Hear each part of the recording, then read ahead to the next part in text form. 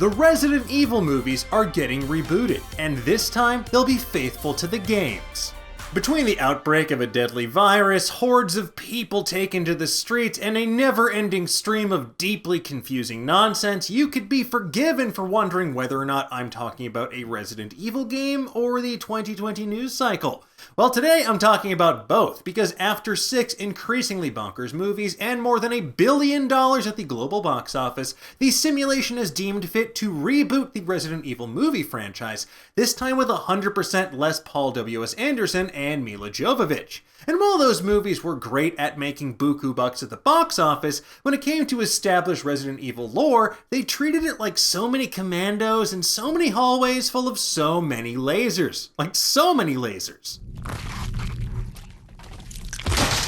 Fortunately for longtime fans, the new film promises to be faithful to the source material. According to Deadline, Resident Evil rights holder Constantin Film tapped 47 Meters Down filmmaker Johannes Roberts to write and direct a brand new origin story for the seminal survival horror franchise. The film will take place back where it all began, in the year 1998 in the mysterious Spencer Mansion and Raccoon City, according to franchise producer Robert Kulzer.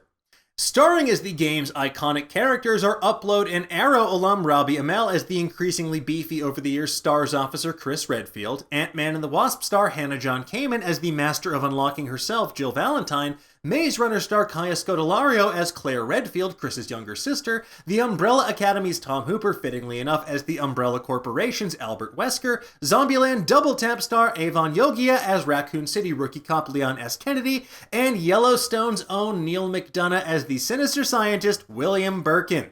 In a statement, Johannes Roberts had this to say: "With this movie, I really wanted to go back to the original first 2 games and recreate the terrifying, visceral experience I had when I first played them, whilst at the same time telling a grounded human story about a small, dying American town that feels both relatable and relevant to today's audiences."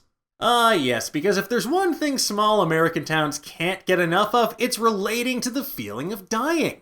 But I digress. What's actually fascinating about Robert's statement is that he mentions the first 2 video games. So this film seems like it might synthesize elements of both of those to create a larger, encompassing story that covers both tales.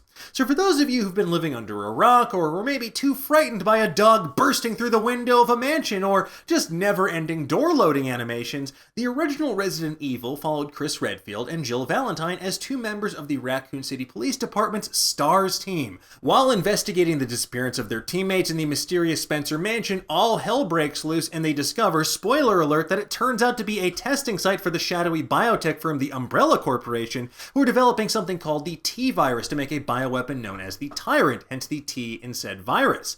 Now, unfortunately for the denizens of Raccoon City, the T-Virus has a nasty side effect of turning humans into zombies and other creatures into all manner of eldritch abominations. Resident Evil 2, which introduced the world to Claire Redfield and Leon S. Kennedy, takes place a few months after the mansion incident from the first game, by which point virus-infected rats spread the plague to Raccoon City proper, turning it into a cesspool of undead nightmares. So the question becomes how they'll play with the timelines here, and whether or not all of our heroes will meet up on the big screen, or if they'll experience parallel adventures. That remains to be seen. Here's hoping that the acting is at least as good as what we were used to back in the halcyon days of 1996. It might be handy if you, the Master of Unlocking, take it with you. Well, if nothing else, we can always whet our appetites with a nice Jill sandwich. You were almost a Jill sandwich. You're right. Okay, I promise I'm done with the jokes. Stop it! Don't open that door! Okay, I was lying. But in addition to this Resident Evil movie reboot, there are multiple Resident Evil TV series in the works for Netflix as well. One's a live-action series from Supernatural showrunner Andrew Dabb. It'll take place between 2 different timelines and follow the Wesker sisters, Jade and Billy, who moved to the manufactured corporate town of New Raccoon City as teens in the past timeline. Meanwhile, in the present timeline, Jade is 30 years old, part of the last 15 million people on Earth, and trying to survive in a world full of more than 6 billion monsters. Now, the other series was announced during September's Tokyo Game Show. Capcom revealed Resident Evil Infinite Darkness, a CG animated anime series about Claire and Leon literally investigating what goes bump in the night. Spoiler alert, they're not going to like what they find. And while none of these series will seemingly tie into one another beyond the Resident Evil of it all, it's great news for survival horror fans, and especially Resident Evil fans, who felt like the original movies missed the mark in terms of paying homage to the games they love. With a solid cast to anchor this new film reboot and a pledge to go back to the source material, we're keeping our fingers crossed this will be the first aid spray that Ailing fans have been clamoring for all these years. But in the meantime, let us know, what do you think of this news? How do you think they'll combine the first two games into one movie? And what do you want to see from a Resident Evil reboot? Let's discuss in the comments below. And for the latest and greatest in the world of pop culture, make sure that you stay tuned to Nerdist.com.